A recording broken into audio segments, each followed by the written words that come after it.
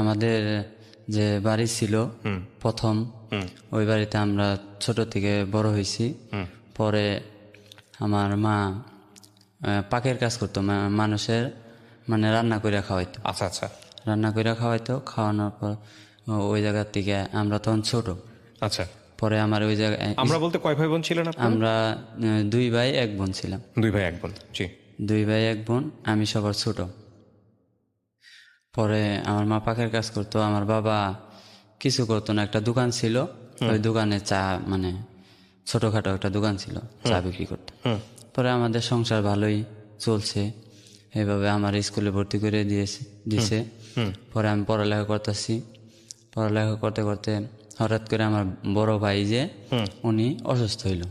আচ্ছা অসুস্থ হইল মানে সে বাইরে যাওয়ার জন্য টাকা পয়সা জমা দিছে, বাইরে যাবে। আচ্ছা বাইরে টাকা পয়সা জমা দেওয়ার পরে ওই মেডিকেল করছে, যে মেডিকেলে ধরা পড়ছে যে দাওয়াত হয়েছে পেটে। ওকে। পেটে দাওয়াত দেওয়ার পরে এখন ওরা বলতেছে দাওয়াত থাকলে তো মেডিকেলে আনফিট, ওকে, ফিট হবে না। পরে এইটা আগে ঠিক করো, পরে আমরা মেডিকেল আবার নতুন করে করব। পরে ওই দাওয়াতের জন্য 3টা ওষুধ দিছে, যে 2টা করে খাইবা। আমার বড় ভাই কি করছে শুনে নাই, ভুলে 3টা খাই ফেলাইছে একসাথে। আচ্ছা। বড় ভাই বোন বলতে আপনার কোন সময়ের গল্প এটা? তখন আপনার বয়স কত? তখন আমার বয়স হলো 8 বছর। 8 বছর। স্কুলে যান তখন আপনি? জি, তখন আমি স্কুলে যাই। কোন ক্লাসে পড়েন? তখন আমি 3তে পড়ি। 3তে পড়েন। আচ্ছা, তারপর? তারপরে হইলো 3টা ওষুধ খেয়ে ফেলাইছে। ওষুধ খাওয়ার পরে আমার বড় ভাইয়ের পেটের নাড়ি ছিঁড়ে গেছে। আমরা তো প্রথম বুঝতে পারিনি কি হয়েছে, পরে মানে পাতলা পায়খানা শুরু হয়েছে, এটা আর কমে না। ওই ওষুধ খাওয়াই, স্যালাইন খাওয়া কমে না। পরে বিভিন্ন হাসপাতালে, আমাদের ওই জায়গায় উপজেলা, জেলা হাসপাতালে, বিভিন্ন হাসপাতালে নিয়ে দেয়, খালি রিটার্ন দেয়। আচ্ছা। কেউ কিছু বলতে পারে না। পরে আমার বাইরে বাসায় নিয়ে পড়ছে। পরে আমার মাই যে জায়গায় কাজ করতো বুয়ার, ওই অফিসের এক স্যার ছিল, ও এর সাথে যোগাযোগ করে বলছে তাইলে ঢাকা মেডিকেলে নিয়ে আসে। পরে ঢাকা মেডিকেলে নিয়ে আসছে, ঢাকা মেডিকেলে নিয়ে এসে ভর্তি করছে। ভর্তি করার পরে সরকারিটায় ভর্তি করছে প্রথম। পরে বলে যে সরকারিটা ভর্তি করলে এই চিকিৎসা হইব না, আপনি বেসরকারিটায় ভর্তি করেন। পরে ওই মালিকের দ্বারা বেসরকারি মেডিকেলে ভর্তি করছি। আচ্ছা। ভর্তি করার পরে ওরা ওই 2003-এর শেষ দিক দিয়ে, পরে ওরা বলতেছে টাকা লাগবো, 2.5 লাখ টাকা লাগবে। আচ্ছা। এটা পেটের নাড়ি ছিঁড়ে গেছে, আচ্ছা, সম্পূর্ণ 3টা নাড়ি ছিঁড়ে গেছে। ওকে। আপনার বাবা কি করতো ওই সময়? ওই সময় আমার বাবা 4 দোকান ছিল। 2.5 লাখ টাকা অনেক টাকা। 4 দোকান ছিল। পরে ওই সময় 2.5 লাখ টাকা লাগবো, এই টাকা পাইব কই, টাকা নাই। পরে আমাদের যে বাড়ি ছিল, ওই বাড়িটা একজন কাছে 90,000 টাকা বন্ধক রাখে। নাম ছিল হইলো, খ্রিস্টান ছিল, আমার ভাইয়ের ফ্রেন্ডই ছিল, মানে দেশের থেকে আসছিল, আসার পরে কেউ হেরে রাখে না খ্রিস্টান দিয়ে। পরে আমার ভাই নিয়ে আঙ্গ বাসায় রাখছে। ওকে। ওই জায়গা থেকে বন্ধুত্ব সম্পর্ক। পরে ওই আমার বাবা বলতেছে যে বাবা তাইলে কিছু টাকা পয়সা দিয়ে আমার চালাও। কয় যে কাকা এইভাবে তো টাকা পয়সা দেওয়া যায় না, যদি আপনি বন্ধক হিসাবে নেন তাহলে আমি 90,000 টাকা দিতে পারবো। পরে কয় আচ্ছা ঠিক আছে, 90,000 টাকা তুমি দিলে বন্ধক হিসাবে, তুমি 2 বছরের মেয়াদ দিয়ে একটা স্ট্যাম্প করে তুমি 90,000 টাকা দাও। পরে 90,000 টাকা দেয়, ওই বাড়ি বন্ধক থেকে 90,000 টাকা নেই। পরে আমাদের বিভিন্ন জায়গায় আমার যে মা ওয়ারিশ পাইতো, সেই ওয়ারিশের জায়গাও কিছু বিক্রি করে পরে আমার আম্মা যে অফিসে চাকরি করতো, ওই জায়গার থেকে 50,000 টাকা ওই সময় দেয়। দেওয়ার পরে এইভাবে ওই অপারেশনটা করায় কমপ্লিট হয়। পরে আমার ভাই সুস্থ হয়ে বাড়িতে আসে। আসার পর থেকে তখন আমার বড় ভাই বিয়ে করছে, বিয়ে হয়েছে। পরে আসার পরে ভালোই কয়দিন গেছে, যাওয়ার পরে মাথার সমস্যা হয়ে গেছে, ব্রেনের সমস্যা হয়ে গেছে, উল্টাপাল্টা করে, মায়ের দূর করে, কেউ দেখতে পারে না, এরকম পাগলামি করে।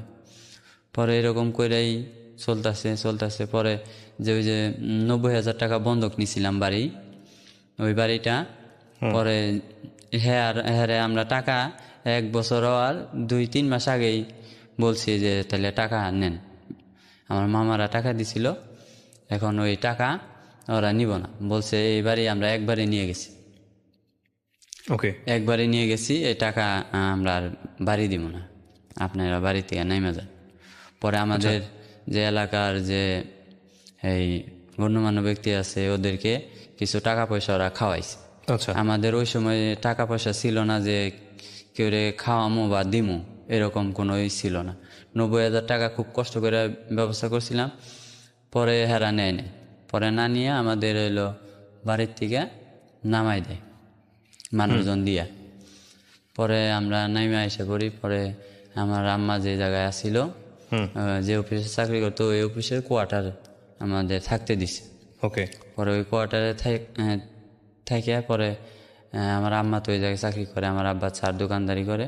পরে আমি মাঝখানে পড়ালেখা টাকা পয়সা দিতে পারে নাই, আমার পড়ালেখা বন্ধ, মানে স্কুলের 8-9 মাসের বেতন জমে গেছে। স্কুলে টাকা দিতে পারে না, এই স্যারেরা বলে টাকা দিতে পারো না, ক্লাস করো, টাকা না দিতে পারলে স্কুলে আসবে না। পরে এরকম বলতো। পরে আমি পরে রাগ করে আর স্কুলে যাই না, যে স্কুল আর করবো না। ওকে। স্কুল আর করবো না, আমি চাকরি করব। তখন আমার বয়স 9 বছর। 9 বছর হাফ প্যান্ট পিনতে, তখন হাফ প্যান্ট পরি। আচ্ছা। ওই বয়সে পরে আমি এই জিরানি বাজার যাই। জিরানি বাজার যাই, আমার এক স্বাস্থ্য ভাই ছিল, ওই ভাইয়ের সাথে জিরানি বাজার যাই, যাইয়া হেলপারিতে ঢুকি। ছাপ্পনটাকে ফ্যাক্টরি হেলপারিতে ঢুকি। 630 টাকা বেতন। 630 টাকা বেতন ধরে পরে ওই জায়গায় 1.5 মাস কাজ করি। 1.5 মাস কাজ করার পরে অপরার হই। অপরার হয়ে ওই জায়গায় 6 মাস কাজ করে আবার ওই জায়গার থেকে অন্য জায়গায় যায় চাকরি নিই। চাকরি নিয়ে পরে আমার ওই জায়গা থেকে আইসা আমাদের এই গাজীপুরে আইসা সাদমা গার্মেন্টস আছে, ওই জায়গায় চাকরি নিছি। আচ্ছা। এইদিকে এলো আমার মা আর আমার বাবা। তো পরে ওই যে ওই 90,000 টাকা যে গুছাইছিলাম ওই বাড়ির জন্য, তখন কি ওই যে আমার বাবা যে চার দোকানদারি করতো, ওই টাকার জন্য ওই দোকানটা বিক্রি করে দিছিল। দোকান বিক্রি করে দেওয়ার পরে পরে হ্যাঁ আর হইলো কিছুই করে না ওইখান থেকে। পরে হইলো পাশেই থাকে, আর হ্যাঁ ভারী কাজ করতে পারে না হাটের সমস্যার জন্য। ওকে। পরে আমি ওই সাদমা গার্মেন্টসে চাকরি নিয়েছি। সাদমা গার্মেন্টসে চাকরি নিয়ে আমাদের ভালোই চলছিল। পরে আমাদের বাড়ি নাই, পরে আম্মা চাকরি করে, পরে আমি চাকরি করি। পরে আমাদের কিছু টাকা গুছাইয়া পরে 2,80,000 টাকা দিয়ে একটা জমি নেই। আচ্ছা। জমি নেওয়ার পরে ওই বাড়িতে আমরা যাই 2010 সালে। 2,80,000 টাকা দিয়ে কিনার পরে 2010 সালে ওই বাড়িতে যাওয়ার পরে আমার বাবারে একটা ছোট দোকান দিয়ে দিই বাড়ির মধ্যেই। ওই দোকান করে আমার মায়, আমি চাকরি করি। এর মধ্যে এই গ্যাসের লাইন নেওয়ার জন্য 50,000 টাকা লোন তুলে। লোন তুলে 50,000 টাকা গ্যাসের লাইন নেয়, আর এমনি লোন অনেক কিস্তি তুলে, মানে এটা আমি জানি না, আমার অজান্তে। কে তুলে এটা? আমার বাবা। আচ্ছা। আমার বাবা তুলে মানুষের দেয়, খরচ করে ভাঙে, এটা মানে জানি না। আমি জানি যে হলো 50,000 টাকা তুলছে গ্যাসের এই টাকা। পরে আরেকটা কিস্তি তুলে যে ঘর ঠিক করবো, আমার বাবা ঘর ঠিক করার জন্য 30,000 টাকা তুলে। পরে ওই টাকাটাও আমার জানাইছে ঘর ঠিক করার জন্য। পরে 15,000 না 16,000 টাকা দিয়ে মানে চালের টিন পাল্টাইছিল। পরে ওই টিন পাল্টায় পরে ওই ঘর ঠিক করছে। পরে ওই 60,000 আর হইলো ওই 30,000, 80,000 টাকার কথা আমি জানি। পরে যে বিভিন্ন জায়গা থেকে মানুষের কাছ থেকে একজনে বললো যে 1 লাখ টাকা নিচে মাসে 20,000 15,000 টাকা লাভ দিছে প্রতি মাসে। পরে লাভ দেওয়ার পরে এভাবে অনেক ঋণ হয়ে গেছে। পরে আমরা বুঝতে পারি না। পরে বিভিন্ন লোকজন বাড়িতে আসে, এসে টাকার লিগে চাপ দেয়, টাকার জন্য চাপ দেয়। আর পরে আমরা কই যে তুমি এত টাকা ঋণ করছো, কি করছো, কারে দিছ, আমাদের সাথে বলে না। কথা যদি বলি তাইলে ঝগড়া করে। আচ্ছা। আমার বাবা। আচ্ছা। পরে বললাম যে তাইলে এই টাকা এখন কেমনে দিমু, মানুষ যে এইগুলাই করতেছে, আইসা এই গ্যাঞ্জাম করে টাকা পয়সা, এখন কি করবা? পরে আমার আব্বা করলো কি, চলে গেল। আচ্ছা, চলে যাওয়ার পরে চলে গেল বলতে? চলে গেল মানে মানুষের টাকা দেওয়া লাগে, হ্যাঁ। মানুষে চাপ দেয়। হ্যাঁ, যাই বললো, হ্যাঁ পিসাবা ছিল, বলছে আমি পীরের বাড়িতে যাইতেছি। আচ্ছা, মানে পালাই গেছে আর হ্যাঁ, কি। পীরের বাড়িতে যাইতেছি, পীরের বাড়ির কথা কইয়া হ্যাঁ গেছে গা। মানে পালাইছে আর কি। হ্যাঁ, কত টাকা ঋণ তখন আপনাদের? তখন আমাদের 15-16 লাখ টাকা ঋণ। ওরে বাবা, এই টাকা দিয়ে কি করছে? কি করছে বলতে পারি না, বলে না। আচ্ছা, 16 লাখ টাকা ঋণ কি করছে জিগাইলে বলে না, কয় আমি কি খাইছি এ বলে না। আমাদের ওই রকম ভাবে যে আমাদের মানে কিছু করে নাই, আমাদের হিসাবে কিছু করে না, খালি এমনি হিসাবই দেয় না। আমি খালি আমার জানা মতে ওই 80,000 টাকা ঋণ। পরে পালাই গেছে। এই পালাই যাওয়ার পরে এই আরো লোকজন আইছে। লোকজন আওয়ার পরে আমার মামার কাছ থেকে নিছে 4 লাখ টাকা। আমার মামার কাছ থেকে যে 4 লাখ টাকা নিছে, এটা আমি জানছি নিয়ার 2 মাস পরে বলছে যে এলো বাড়ি বন্ধক থিয়া। তখন আমাদের বাড়িতে রুম ছিল 13টা, রুম ভাড়া পাইতাম 10,000 টাকা। 10,000 টাকা রুম ভাড়া পাইতাম। পরে 8,000 টাকা ওই 4 লাখ টাকা যে নিছে, ওই 4 লাখ টাকা 8,000 টাকা পাইব, মানে নিব আমাদের কাছ থেকে আচ্ছা, গড় ভাড়া বাবদ হিসাবে। পরে এর কাছে 4 লাখ নিচ্ছে, নেওয়ার পরে এই কিছু টাকা ঋণ কমাইছিল, মানে ওই যে 16 লাখ টাকা যে ঋণ করছে, এই দিয়ে কিছু টাকা ঋণ কমাইছে। কমাইয়া পরে আর যেগুলা পারে না, পরে যেগুলা বেশি চাপ দিছে থুইয়া গেছে গা। পরে থুইয়া যাওয়ার পরে পরে তো সবাই আমার মারে ধরে দিন রাত, মানে 24 ঘন্টায় আচ্ছা, আমার মারে আয়া টাকার জন্য অপমান করে, টাকা নিব, মারবো, হ্যান এরকম বিভিন্ন জনে। পরে আমার মাই কয় তাইলে এরকম এইভাবে কিভাবে বাঁচা তখন যাবে? আপনি কোন ক্লাসে পড়েন? তখন আমি পড়ি না, তখন তো চাকরি করি আমি। চাকরি করেন, বয়স কত আনুমানিক? তখন হইলো আমার 9 বছর বয়স। না তো 2010-এর পরে বয়স হয়েছে আমার এই 15-16 বছর তখন। আচ্ছা, এই পরে বললাম যে তাইলে কিরকম, এই চাকরি বাকরি করি না, এই করা লাগবে, মানুষের টাকা পয়সা তো দেওয়া লাগবে। তো টাকা পয়সা এটা এলো 2018 কথা। আচ্ছা, 2018 সালে টাকা পয়সা দেওয়া লাগবো। টাকা পয়সা না দিলে মানুষ তো হইলো অত্যাচার করতেছে, এইভাবে তো বাঁচা সম্ভব না। পরে আমার মা বলে তাহলে কি করবো, বাড়ি বেচে দিয়ে দিই, যে যা পায় আমার যদ্দূর সমর্থ হয় আমি দিয়ে দিই। তখন কত টাকার ঋণ? তখন হইলো 16 লাখ টাকা। তখন 16 লক্ষ টাকা ঋণ? 16 লাখ টাকা ঋণ। আমার মামার 4 লাখ কি টাকা হইতো এর? টাকা। 16-র সাথে আরো 4 লাখ, হ্যাঁ 20 লাখ টাকা ঋণ। ঋণ এই নিয়ে কি করছে আপনার? এই টাকা নিয়ে কি এইটা করছে? বলে না। বাবা? হ্যাঁ আমার বাবা অদ্ভুত কথাবার্তা। বলে না। আমি শুধু জানতাম হইলো ওই আগে 80,000 টাকা, আর পরে যে মামার কাছে নিয়ে 4 লাখ আমার টাকা দিবি, নয় বাড়ি আমার নামে লিখে দিবি। মানে যারা পাওনাদার তারা কি করতো?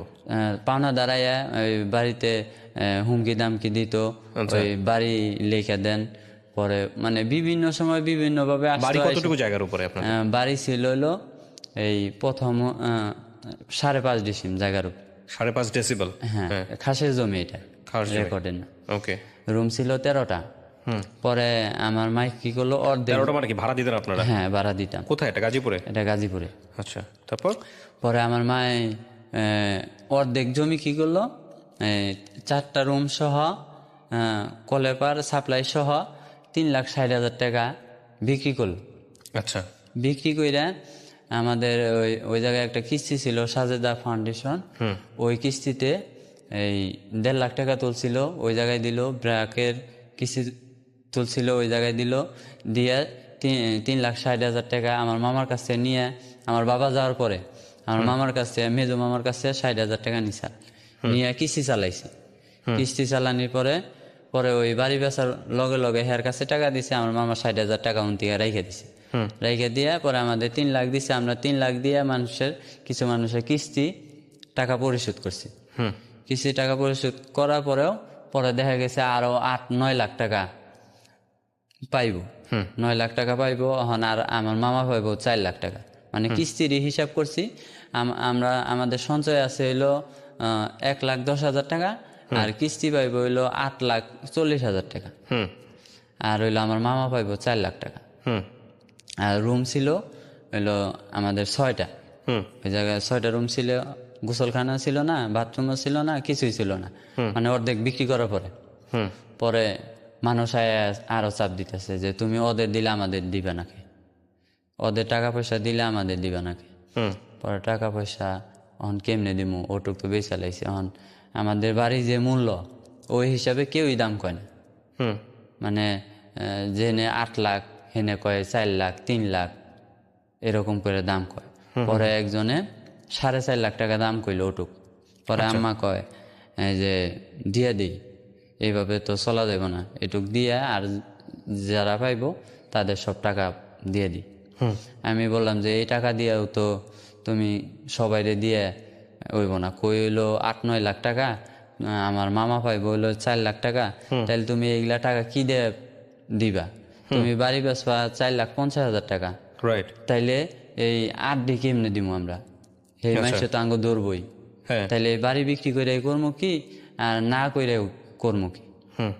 পরে বললো, পরে আমি বললাম তাইলে এক কাজ করি, বাড়ি বিক্রি করার টাকা আমরা হাতে না নিয়ে আমাদের যে চেয়ারম্যান আছে চেয়ারম্যানের কাছে আমরা যাই, পরামর্শ করি যে এরকম এরকম আমাদের বাড়িঘর যা ছিল আমরা সব বিক্রি করছি, বিক্রি করে এই টাকা ওখানে এরকম এরকম মানুষে পাইবো, এই দিদি আঙ্গ করে দেয়, তাছাড়া আঙ্গ মরা ছাড়া কোনো বুদ্ধি নেই।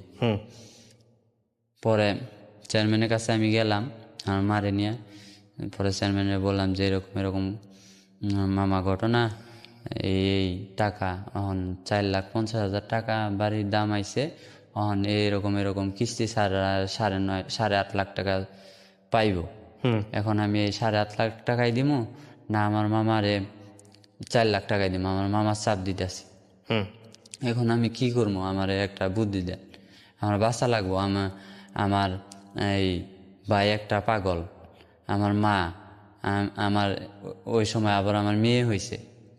আমি যদি এখন বাড়ি বিক্রি করে দেই তাহলে আমি যা কই দাঁড়ামো? আমার কেউ সহযোগিতা করার মতো কোনো লোক নাই, যে আমাকে 500 টাকা একদিন দিয়ে চালাবে ওইরকম আমার লোক নাই, আমার মামারাও আমাকে দেখে না।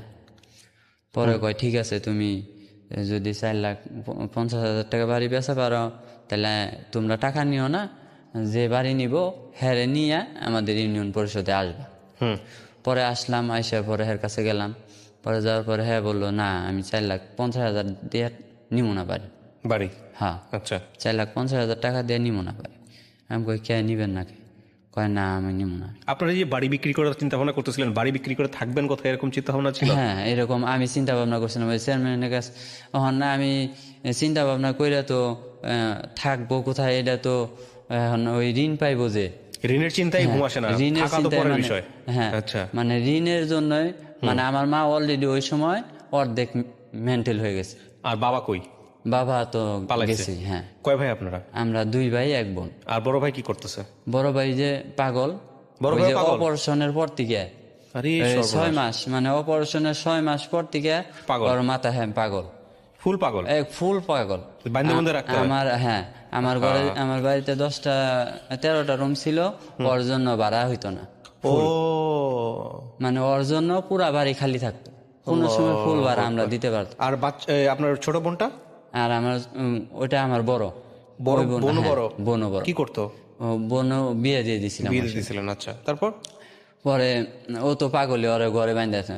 পরে হইলো চেয়ারম্যান যে বললাম যে এরকম এরকম 4.5 লাখ টাকা দাম কয়, এরকম ঋণ। পরে আর আমার যে ভাই আছে পাগল, এখন আমি এরে নিয়ে যামু কই? এখন তো আমার ঋণের লিগা মাসে চাপ দিতেছে।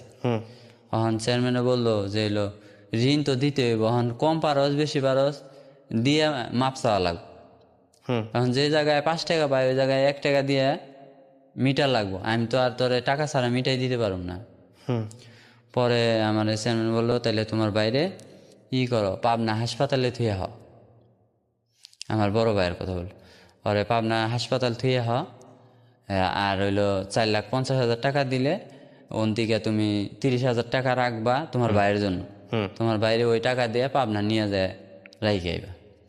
পরে পরে আসার পরে ওই জায়গাতে আসার পরে পরে যে বাড়ি নিব ওনারে বললাম তাইলে টাকা আপনি কবে দেবেন? কয় না আমি 4,50,000 টাকা দিয়ে বাড়ি নিব না। কত দিয়ে নিবেন? কয় আমার 4,30,000 টাকা দিলে আমি নিব। আচ্ছা। পরে ওই জায়গায় 20,000 টাকা কমে গেল। পরে 4,30,000 রাজি হইলাম, কারণ হইলো কেউ নেয় না বাড়ি। আর হইলো ব্যাংকের থেকে আবার আমার খালাতো ভাইয়ের জমির দলিল দিয়ে আমার বাবায় টাকা তুলছাল। ওই দলিলের লিগে আমার মানে আমার মাইরে হালাইব এরকম অবস্থা। আমার মামাতো ভাই কয় আমার জাগার দলিল আইনে দে, নয় তগো মাইরে হালাম, এরকম হুমকি দিত। পরে এখন হইলো জাগার দলিল আনবার গেলে ওই ব্যাংকে দেওয়া লাগবো 1 লাখ টাকা, ব্র্যাক ব্যাংকে 1 লাখ টাকা দিয়ে পরে ওই জাগার দলিল ওই যে সময় 3,60,000 টাকা বেচলাম না, ওই সময় ওই টাকাটা দিয়ে হ্যাঁ দলিল এনে দিয়ে দিই। পরে বাড়ি বিক্রি করার পরে 4,20,000 টাকাই দিল। দেওয়ার পরে চেয়ারম্যানের হাতে দিল 4 লাখ টাকা। 4 লাখ টাকা দেওয়ার পরে পরে আমার বলল যে যে যা ঋণ পাইব তোমাদের সবার লিস্ট করে বইলা দিবা যে এত তারিখ তুমি টাকা দিবে। পরে আমি সব ইয়ে বললাম যে এত চেয়ারম্যান অফিসে গেছিলাম, আমারে বইলা দিছে এত তারিখে মিটিং আছে, ওই মিটিংয়ে গেলে আপনাদের সমস্ত টাকা পয়সা দিয়ে দিব, কিন্তু ওই তারিখে থাকাই লাগবো, যদি না থাকেন তাহলে আমি টাকা পয়সা দিয়ে পারবো। কারণ আমি তো বাড়ি বিক্রি করে ওই জায়গায় টাকা দিব, তখন তা আমার কাছে আর কিছুই থাকবো না যে আপনাকে পরবর্তী চাইলে আমি দিতে পারব। পরে হইলো ওই বাড়ি বিক্রি করে দিলাম চেয়ারম্যানের কাছে। পরে চেয়ারম্যান 1 মাস পরে ডেট দিল যে এটা নিয়ে বুম। আচ্ছা, জানার টাকা চেয়ারম্যানের কাছে? হ্যাঁ, টাকা চেয়ারম্যানের কাছে? হ্যাঁ, টাকা চেয়ারম্যানের কাছে, আমাদের কাছে না। আমাদের কাছে 30,000 টাকা দেয় নাই, তাও দিব মানে যে সময় আমরা বাড়ি ছাইরে আমু তখন ওই 30,000 টাকা দিব। ওই যে আমার বড় ভাই পাগল যেটা ওইটারে পাবনা থুয়ে দেয়। পরে চেয়ারম্যানের কাছে 1 মাস পরে আমরা বইলাম, বহার পরে যে যা পাইতো সবাইরে ডাকলাম। ডাকার পরে কিস্তি মিস্তি সারমান আমার মামা টামা সবাইরে ডাকলাম। অহন হইলো আমার মামা যে 4 লাখ টাকা পাইব ওই টাকার লিগা মনে করেন আমার মামারে মাইরে হালাইব, এরকম অবস্থা। আমার মামা তো ভাই 2টা হেরে চাপ। তখন আমার মামা কান্দে, অসুস্থ ডায়াবেটিসের রোগী, হ্যাঁ কান্দে, কয় তো গোটে হ্যাঁ লিগে আমার মাইরে হালায়, আমার মারে। আমার মামার নিউ যেরকম টাকার লিগে হের লগে কথাবার্তা কয়, আমার মামা তো ভাই ওই রকমই করে। পরে আমি মামারে বললাম যে দেখ এখন তো টাকা 4 লাখ চেয়ারম্যানের কাছে আছে, এখন আমার কাছে টাকা নেই, যদি আমার কাছে থাকতো তুঙ্গ আমি বেশি অর্ধেকটি দিতাম, দিয়ে আর বাকি মানুষেরই দিতাম। এখন তো আমার কিছু করার নাই, এখন চেয়ারম্যানের কাছে টাকা, এখন কারে কয় টাকা দেয় আমি তো কিছু কই পারব না। এখন যে যা দেয়, এখন তোমার চেয়ারম্যানে যে কয় টাকা দেয় তুমি নেও, পরে আমি তোমারে আস্তে আস্তে কিছু কিছু করে টেহা চাকরি বাকরি করে তোমারে দিম। হ্যাঁ গো, এই আশ্বাস দিয়ে রাখলাম।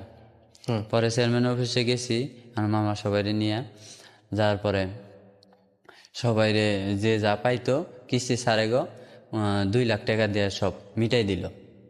পরে আর আমার মামারে আমার ওই চেয়ারম্যানের ভাই ছিল আবার একটা, ওই বাইরে যায় আমার মেজো মামা ধরছে যে মামা এরকম এরকম ঘটনা, এই আমার ভাই 4 লাখ টাকা পায়, এখন ওরা তো 4 লাখ টাকা দিচ্ছে, যেভাবে ওই আপনি চেয়ারম্যানরে কই 2 লাখ টাকা হেরে দেওয়া হইবে না, 2 লাখ টাকা দিয়ে সবাইরে এটা মিটাই দিবে।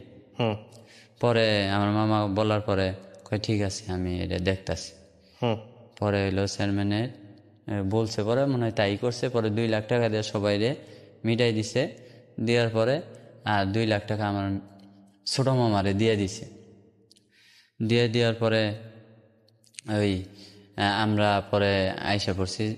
আইসা এখন বাড়ির থেকে নাইমা যাওয়া লাগবো, এখন বাড়ির থেকে নাইমা যাওয়া লাগবো। এখন কই যামু, এই বাড়িঘর বেচছি, এই পাগল বাইরে নিয়ে কেউ এলাকায় জায়গা দেয় না, কেউ রুম দেয় না। কয় এটা পাগল, এটা নিয়ে কেমনে থাকবো, কেউই রুম দেয় না। পরে থাকবো কই, পরে আমার বড় মামার বাড়ি আইলাম। আমার বড় মামার বাড়ি আসার পরে পরে মামারে বললাম যে মামা এখন তো কেউ রুম দেয় না, তাহলে কি করব? কয় এই পাগল নিয়ে আমার বাড়িতে থাকুন যাবে না, আমার বাড়িতে থাকলে বাড়িটা যে আছে যাইব গা, পরে আমি কি খাম? আচ্ছা পরে আমি কইলাম তাইলে এই একটা রাত রাহ, পরে আমরা নিয়ে পাবনা দিয়াম। আচ্ছা পরে এক রাত থাকলাম, থাইকে নিয়ে গেলাম আমরা পাবনা। আচ্ছা আমার খালাতো বাইরে নিয়ে সহ গেলাম পাবনা। পাবনা যাওয়ার পরে পাবনা হাসপাতালে গেছি, হাসপাতালে যায় পরে ওই ওই রকমভাবে কোনো ব্যবস্থা করা পারি না। এখন বেসরকারিভাবে এই ব্যবস্থা হয়, উনি টাকা চাইলো 25,000 টাকা, মানে 25,000 টাকা 2 মাস রাখবো, আবার 2 মাস পরে আরো 25,000 টাকা দেওয়া লাগবে। মানে রাখবো টোটাল 6 মাস, 6 মাসে আপনার টাকা নিব 75,000। তাই আমাদের কাছে টাকা আছে 30,000, আচ্ছা আর টাকা নেই এই যাইতে। ওখানে রাখার জন্য এত টাকা চাচ্ছে? হ্যাঁ, সরকারিটাই পারিনি। আচ্ছা বেসরকারিটা? হ্যাঁ, বেসরকারিটাই। সরকারি হাসপাতালে ভর্তি করতে যায় হয় নাই। আচ্ছা পরে বেসরকারিটায় চেষ্টা করলাম, পরে বললো যে এত টাকা লাগবে। পরে সরকারিটা অনেক ঘোরাঘুরি করলাম, একজন লোক ধরলাম, তারে টাকাও দিলাম 3,000, কোনো কাজ হইল না। পরে দেখি এই লোক নাই, আহে না, টাকা নিয়ে গেছে আর আহে না। পরে আমরা রিটার্ন আইলাম আবার ওই বাই নিয়ে, কারণ 75,000 টাকা ওই জায়গায় থুয়ামু, পরবর্তীতে তো টাকা আর দিতে পারুম না, কিভাবে থুয়ামু? পরে ওই বাই নিয়ে আসলাম, আইসা পরে এলো এই আমার মামার বাড়িতে আসলাম। মামা বলল যে না, আমি ওরা রাখারাম না, ওরা রাখলে আমার রুম যেটি আছে সব খালি হয়ে যাবে, তাইলে আমি টাকা পাম না, আমি চলতে পারব না। পরে আমি রুম নিলাম এক জায়গায় 3টায়। আচ্ছা আমার পাগল এক ভাই, ওইটার তো ঘরে আটকাই রাখা লাগে। এক রুম নিলাম, রুম ভাড়া 2,000 করে, 3 রুম 6,000 টাকা। পরে 3 রুম নিলাম, নিয়ে পরে এদিক দিয়ে আমার মায় একবার পুরোপুরি পাগল হয়ে গেল। মাও পাগল হয়ে গেল? হ্যাঁ, মাতার বেন সরে আমারে কামড়ায়, আমার বাপেরে মারে। আমার বাপে ওই টাইমে ফিরে আইছে। আচ্ছা ওই যে চেয়ারম্যানের কাছে যে সময় আমরা টাকা পয়সা দিছি, দেওয়ার পরে ঝামেলা শেষ হয়েছে, তখন হ্যাঁ আইছে। আচ্ছা আর পরে পরে এখন মা পাগল, এখন এই মা নিয়ে মা পাগল, ভাই পাগল, থাকার জায়গা নাই। থাকার জায়গা নাই। পরে এবার আপনি বিয়ে শাদী করছেন না? হ্যাঁ, বিয়ে করছি। ও বিয়ে করে ফেলছেন? হ্যাঁ, তখন বিয়ে করছি। তারপর? আমি বিয়ে করছি 14 সালে। আচ্ছা পরে এই 14 সালে বিয়ে করছি। আর আমার মার হাসপাতালে ভর্তি করে থইলাম, কিছু টাকা ব্যবস্থা করে দাও, আমি আবার ডিউটি করতেছি ওই সময়, যে বেতন পাইলে তোমার আমি টাকাটা দিয়ে দিই। পরে কয় না, আমার কাছে টাকা পয়সা নেই, আমি দিতে পারব না। পরে হইলো একটা মোবাইল ছিল, ওই মোবাইলটা হইলো সকালবেলা বিক্রি করছি। তার আগে এই হাসপাতালে গেছি, একজন কাছ থেকে 3,000 টাকা নিয়ে আমি এই যে আমার সুমন্দিয়া শালা ছিল, ওই শালার কাছে 3,000 টাকা নিছি। নেওয়ার পরে হাসপাতালে গেছি। যাওয়ার অর্ধেক রাস্তায় উনি যে আমার আম্মা হয়ে গেছে, আইসা পড়ছে। কি হয়েছে? মানে হাসপাতাল থেকে বাইরে পড়ছে। ও আচ্ছা বাসায় আইতাছে। আমার আব্বা কইতেছে, ওই জায়গায় রাখা হারলাম না, স্যালাইন দিছে, এই জায়গায় যে ক্যানোলা লাগাইছিল, ওই ক্যানোলা টান দিয়ে একবার এই পর্যন্ত ফাইরে হালাইছে হাত। পরে হইলো প্রচুর বড় ব্লাড গেছে। পরে অমনি বাইন্দা সেন্দা আয়া পড়ছে। পরে কই ঠিক আছে, এখন টাকা পয়সাও নাই, তাহলে নিয়ে আহ। পরে নিয়ে এসে সকালবেলা পরে আমি এই মোবাইলটা বিক্রি করে ওই আমার শালারে টাকা দিলাম। পরে আমার মাও পাগল, ভাইও পাগল।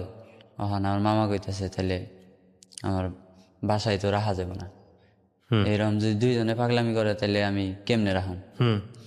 পরে হইলো আমি রুম নিলাম, 3টা রুম নিলাম। নেওয়ার পরে ওই বাসায় যায় এক রুমে বাইরে রাখলাম আটকায়, আর এক রুমে হেরে রাখলাম, আর এক রুমে আমরা। এখন 3 রুমে 6,000 টাকা ভাড়া। পরে আমি চাকরি করি। পরে এই সপ্তাহখানিক মানে অনেক বুঝাইলাম আমার মারে, আমার বইনে, আমার বউ, আমি, যে দেখো বাড়িঘর বিক্রি করে মানুষের ঋণ দিছে, তো কেউ আর টাকা পয়সা চাইবো না, ওখানে আমরা চাকরি বাকরি করবো, যা এটা দিয়েই খাম, মানুষ ভাড়া থাকে না, যাগো বাড়ি ঘর নাই, হেরা কি চলে না, বাঁচে না। আমার মারে অনেক বুঝাইলাম, বুঝানোর পরে মানে মানে এক সপ্তাহে হালকা একটু মানে সেন্স ফিরছে। আচ্ছা। পরে সেন্স ফিরার পরে পরে আমি ডিউটি করতেছি, পরে কইতেছে বাবা আমি এই জায়গায় থাকবো না। কই তুমি কই থাকবা কও, তোমার জেনে ভাল লাগে আমি উনি রাখ, তুমি কই যাবে। ওকে। পরে আমার বাবা যে আগে একটা বিয়ে করছিল, আচ্ছা। ওই ওই ঘরের বড় এক পোলা আছে, কয় আমি হের কাছে হের ওই পোলার বলে যা, ময়মনসিং থাকে।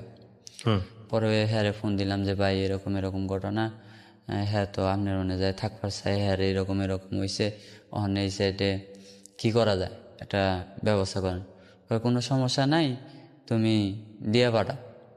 পরে আমার মাই কয় যে তাহলে বাবা তুই ওইনে থাকিস না, তোরে থুয়ে যাম ওই জায়গায়, কেরা কি কয় মানুষে টেহা পায়, কেরা তোরে মারে দেখবো না, তুইও আঙ্গ লগে ল। কই তুঙ্গ লগে যায় আমি কি করবো, ময়মনসিং তো কোনো গার্মেন্টস নাই যে চাকরি বাকরি করবো।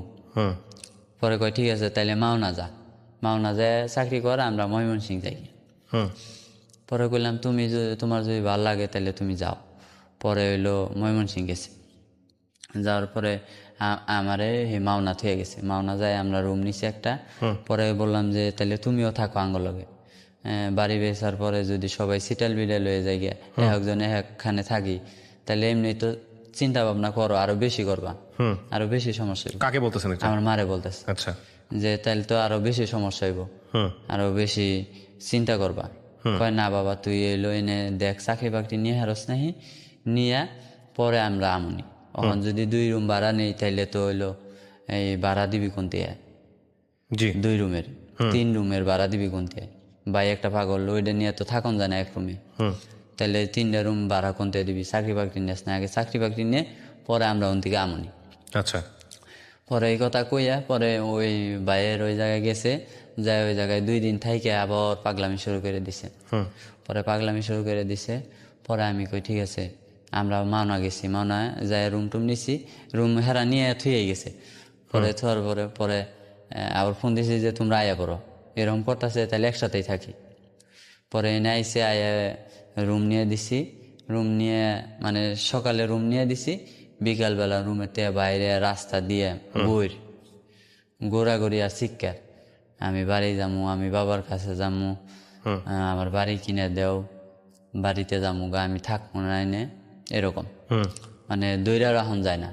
এই এই কাপড় তোপড় থুয়ে এই মনে করেন যে দূর রাস্তা দিয়ে।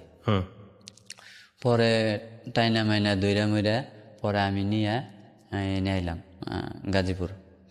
গাজীপুর আয়ে আমার মামার বাড়িতে কইলাম দেহ এরকম এরকম রাস্তা এরকম করতেছে, তাইলে এখন আমি হ্যারে নিয়ে কই থাকবো, আরে হ্যাঁ এরকম করলে তো আঙ্গ কোনো জায়গায় থাকবারও দিব না। এদিক দিয়ে বড় ভাইও করে আবার মাও করে, তাহলে এই 2টা মানুষ নিয়ে আমি কই থাকবো, আমার কেউ ভাড়াও দিবার চায় না। ওই জন্য ভাড়া নিচ্ছে, হেরা না করে দিছে, কয় তুঙ্গ রাহা যাবে না, তোমার মাই যদি থাকে। আমার মারে নিয়ে এলাম, নিয়ে পরে আমার মামার বাসায় রাইকে গেলাম, রাইকে আমি ডিউটি করতেছি।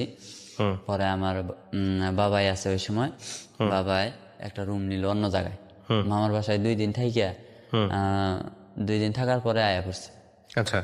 মামার বাসাতে থাইকা অন্য জায়গায় রুম নিছে, নেওয়ার পরে পরে ওই রকম অবস্থায় যে বাসায় রুম নিছে, মানে রুম আছে মেলাটি, বাড়াইটা নেই, মানে 3-4 রুম ভাড়া, আর এক কোনার মধ্যে 2 রুম নিছে। অনেক বড় ওই সিস্টেম, আপনার ওই যে বেসালা ভাড়া দেয় না, ওই রকম সিস্টেম রুম করছে, এক সাইডে বেসালা এক সাইডে ফ্যামিলি।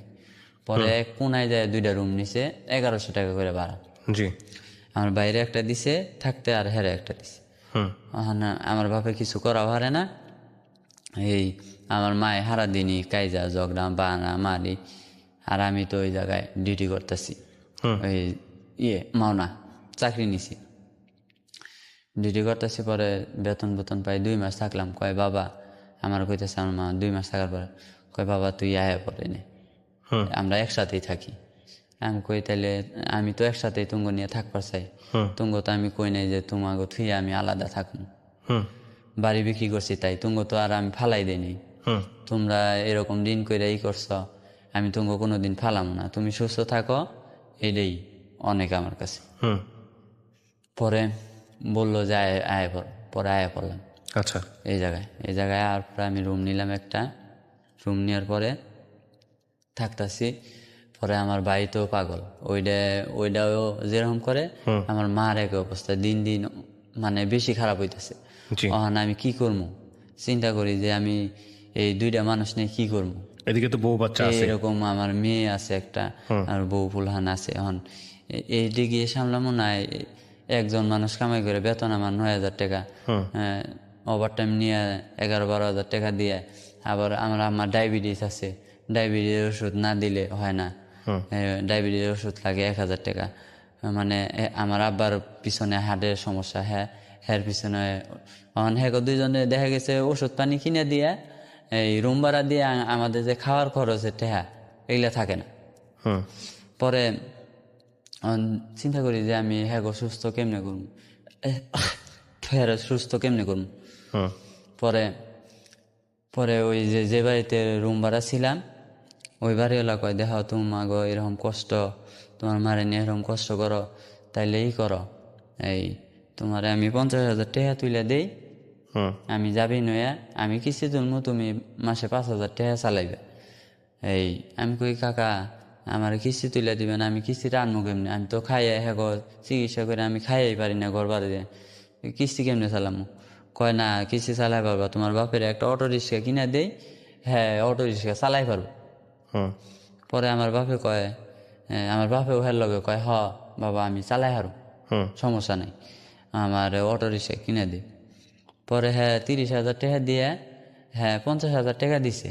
50,000 টাকা দিয়ে ঘর ভাড়া বাচ্চাল, দোকান বাকি বাচ্চাল, 20,000 টাকা নিয়ে গেছে। ঘর ভাড়ার দোকান বাকি সব ক্লিয়ার করে নিছে। আর 30,000 টাকা থাকে। পরে একটা সেকেন্ড হ্যান্ড রিক্সা নিছে 29,000 টাকা দিয়ে। নিয়ে পরে 2 মাস চালাইছে, 2 মাস পরে ব্যাটারি গেছে। আচ্ছা। অটো রিক্সা হইলো 5,000 টাকা কিস্তি। অটো রিক্সায় ব্যাটারি গেছে, ব্যাটারি কিনতে 20,000 টাকা লাগে। পরে ব্যাটারিও কিনে হারি না, এখন গাড়িও চালাই হারে না। কয় মাস গাড়ি, 2 মাস চালাইছে গাড়ি, কিস্তি তুলে দেওয়ার পর 2 মাস চালাইছে।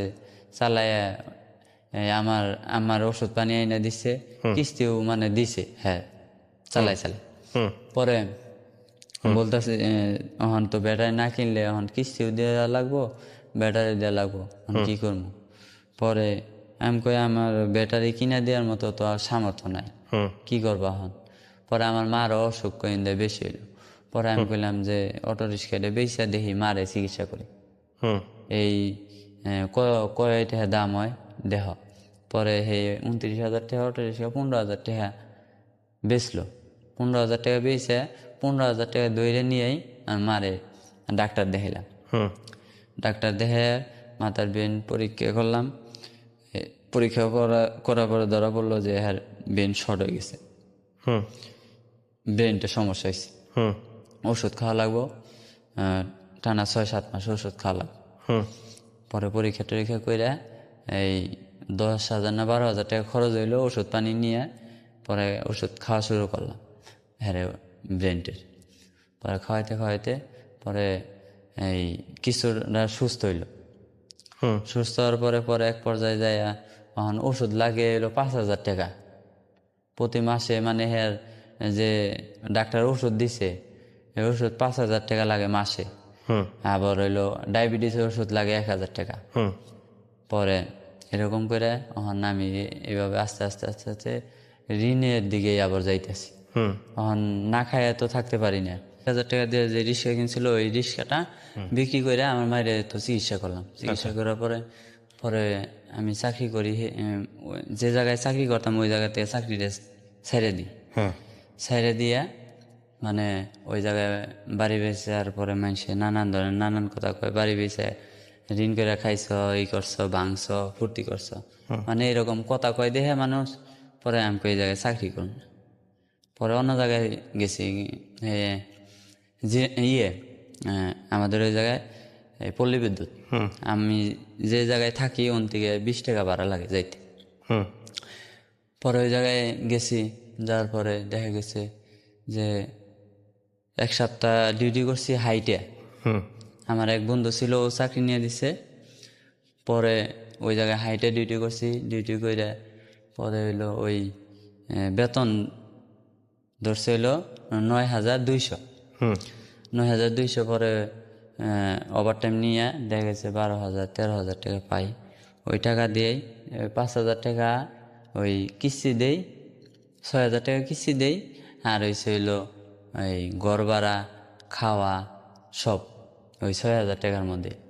পরে এরকম করে খালি ঋণ হই এখন কি করবো বুঝি না যে আমি কি করলে। আমার মায় তো পাগল হয়ে গেছে। এখন হ্যাঁ সুস্থ থাকবো কিভাবে, আমি চেষ্টা করি যে হ্যাঁ সুস্থ কিভাবে থাকবো, হ্যাঁ রে কীভাবে সুস্থ করবো। আমার তো কেউ হেল্পও করে না যে হলো আমি চিকিৎসা করে সুস্থ করবো।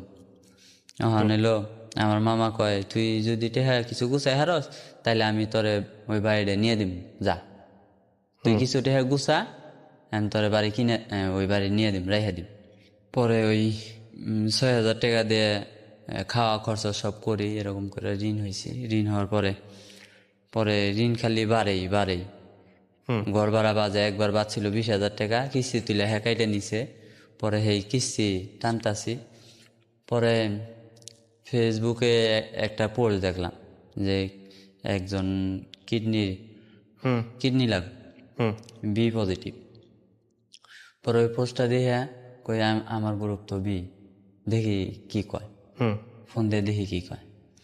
পরে পোস্টটা ছিল মানে অনেক আগের, 8-9 মাস আগের। পরে এলো ফোন দিছি যে ভাই আপনি বি পজিটিভ কিডনি লাগবো। কয় না, কিডনি ব্যবস্থা হয়ে গেছে। কই ব্যবস্থা হয়ে গেছে? কয় হ্যাঁ ব্যবস্থা হয়ে গেছে। বললাম যে হ্যাঁ, বলে ভাই আপনি কি করবেন, কিডনি দিবেন? কয় আমি বললাম হ্যাঁ। কয় টাকা দিয়ে কি করবেন আপনি? আপনি কি মানুষ বাঁচতে ইচ্ছা করেন আপনার? আপনি যে এটা করবেন আপনার কি বাঁচার ইচ্ছা নাই? আমি কই ভাই আমার বাঁচার ইচ্ছা আছে, থাকলেও কিছু করার নাই, একটা কিডনি দিলে তো বাঁচাই যায়। আমি একটা কাজ করবো টাকা দিয়ে, তার জন্য হয়ে গেছে তো হয়ে গেছে। পরে নেটে সার্চ দিই, পরে ওই কিডনি ডোনার দিয়ে সার্চ দিই, পরে একটা নাম্বার পাই। নাম্বার পাই যোগাযোগ করি। যোগাযোগ করতে করতে করতে করতে অনেকেই ফোন দেয়। পরে একদিন একজনে ফোন দিছে, কয় ভাই টাকা 4 লাখ দিমু, যদি দেন তাইলে বলেন। আমি কই না 4 লাখ টাকায় হবো না, 4 লাখ টাকা দিয়ে কি হবো, 4 লাখ টাকা হবে না। পরে আরেকজন ফোন দিছে যে ভাই আপনি কিডনি ডোনেট করবেন? আমি বললাম হ্যাঁ ডোনেট করুন, কত টাকা দিবেন? কয় ভাই 4 লাখ। আমি কই না 4 লাখ হবে। কয় সর্বোচ্চ 4.5 লাখ টাকা। 4.5 লাখ টাকা দিমু, আর আপনি যে পেশেন্ট ভালো হইবে ওই পেশেন্ট আপনি খুশি হয়ে টাকা দিব। আবার আপনি যদি চাকরি করেন, আপনি যদি চাকরি বাকরি না করা পারেন তাইলে হ্যাঁ হেল্প করব। চাকরি বাকরি না করা পারলে হ্যাঁ কিছু দিয়ে হেল্প করব, সহযোগিতা করব। পরে কইলাম যে কিরকম লোক, কিরকম? কয় যে হ্যাঁ 2জনই সরকারি চাকরি করে, 5 ওয়াক্ত নামাজ পড়ে, ভালো লোকটা, অনেক ভালো, আপনি কথা বললে দেখেন, আপনি টাকা পাইবেন শিওর, সমস্যা নেই। আচ্ছা, আর লোক ভালো। আচ্ছা। আমি কই লোক ভালো? কয় হ্যাঁ লোক ভালো। আমি কই এটা তো অনেক প্রতারণা করে অনেক মানুষ, কিডনি নিয়ে টাকা পয়সা দেয় না, বা কিডনি নিয়ে খবরে দেখা গেছে অনেক কালোবাজারি ব্যবসা করে, কিডনি ব্যবসা করে। আমি যদি ওই চক্রান্ত পড়ে যাই গিয়া তাইলে কি করব? কয় না ভাই আপনি ওইটা চিন্তা করেন না, আপনি যে কিডনি নিব হ্যাঁ সরাসরি আপনার সাথে কথা বলবো, যোগাযোগ করবো। মানে আপনি কিডনি বিক্রি করতে চাইছিলেন আগে থেকে, নাকি কেউ একজন এসে বলতেছে আপনাকে পরামর্শ দিচ্ছে কিডনি বিক্রি করার জন্য? না, কেউ বলে নাই। আপনি নিজে থেকেই আমি ওই যে ফেসবুকে যে একটা পোস্ট দেখছিলাম, নিজে থেকে পোস্ট করছিলেন ফেসবুকে? না পোস্ট করে নাই, মানে পোস্ট দেখছিলেন, ওই পোস্ট দেখে আপনি যোগাযোগ করছেন, দেখে ওইটা মাথার মধ্যে আইডিয়া আসছে। ওইটা আইডিয়া আসছে যে যদি পাগল হয়েছিল, তারপরে হ্যাঁ চিকিৎসা ভালো করে করতে পারলে ঠিক হইতো, ভালো হইতো। হ্যাঁ টাকার অভাবে হ্যাঁও চিকিৎসা করতে পারি না। এখন আমার মা এরকম অবস্থা, হ্যাঁ যদি এরকম করে মরে জায়গা, তাইলে কি করলাম জীবনে, কি হইলো? বাপ মারে যদি কামাই করে কিছু করতেই না পারি, রাখতেই না পারি, খাওয়াইতেই না পারি, জীবনে কি করলাম? খালি মনে মনে ভাবি, আর হইলো খুঁজি কি করলে আমি বাপ মারে সুখে রাখতে পারবো, কেমনে কি করবো এটা ভাবি। যোগাযোগ করলো, পরে যোগাযোগ করার পরে আমরা বললো যে টাকা 4.5 লাখ দিমু, যদি হয় তাহলে হ্যাঁ টেস্ট করতে আসো। এটা হচ্ছে সেপ্টেম্বরের 5 তারিখে। সেপ্টেম্বরের 5 তারিখে আমি ঢাকা আইসা আমার ব্লাড নে 2 দিন থাকি, 1 দিন থাকি, থেকে ব্লাড পরীক্ষা করে আরও কটা টেস্ট করার পরে দেখে যে ঠিক আছে। পরে বলে তাইলে আপনি পেশেন্টের সাথে কথা বলেন। পরে পেশেন্টের সাথে কথা বললাম, কয় হ তুমি টাকা পয়সা চিন্তা করবা না, টাকা পয়সা আমরা বুঝব, তোমার টাকা মাইনে টাকা পয়সা আমি দিব, দালাল হাতে দিব না, তোমার টাকা আমরা বুঝাই দিব। পরে কয়ে যে তাইলে টাকা পয়সা নিয়ে তুমি একদম চিন্তা করবে না, তুমি যদি দেও আমাকে উপকার করো, সারা জীবন মনে থাকবো, মনে রাখবো। পরে বললাম হ্যাঁ আমার বাবার বয়সী হইব, কিন্তু এই আমার ভাই বানাই মানে শালা বানাই। পরে দালালে কথা বললাম ঠিক আছে আমি দিমু। পরে দিমু স্বীকার করে আইলাম। পরে টেস্ট মেস করলো, করার পরে ওই দালালে আবার একদিন ফোন দিল যে তুমি কি সত্যি দিবা না আমাদের এই টাকা পয়সা নষ্ট করে পরে তুমি দিবা না। এই যে আপনি এরকম একটা সিদ্ধান্ত নিচ্ছেন, কার সঙ্গে কি আলোচনা করছিলেন? না, এটা কারোর সঙ্গে আলোচনা করার মতো তো কেউ ছিল না। আমার ওয়াইফের সাথে আলোচনা করলে তো ওয়াইফ জানলে জীবনে রাজি হবে না, জীবনেও রাজি হবে, বরং ছেড়ে দিয়ে চলে যেতে পারে। হ্যাঁ চলে যাইব, ওর কাছে বলাই যাইব না। পরে আমার মা তো এমনিই পাগল, ব্রেন শট, অনহের কাছে তো বলাই যাইব না। আমি কারোর সাথে শেয়ার করতে পারলাম না। পরে নিজেই একটু একটু করে আগাইলাম যে করি। পরে এলো পরীক্ষা করলাম, পরীক্ষা করার পরে রিপোর্টটা আসলো, রিপোর্ট ভালো। পরে আবার আরেকটা পরীক্ষার লিগে ডাকলো, পরে আরেকটা পরীক্ষা দিলাম। পরে ডোনার যে নিচ্ছে কিডনি, হ্যাঁ সাথে একটা ক্রস ম্যাচিং একটা আছে, টেস্ট আছে, যদি ওই টেস্টটা মিলে তাইলে দিতে পারো। পরে এলো ওই ক্রস ম্যাচিংটা করলাম, করার পরে মিলছে, ডোনার সাথে ক্রস ম্যাচটা মিলে গেছে। পরে মিলে যাওয়ার পরে বলছে চলবো, তুমি টাকা পাইবা।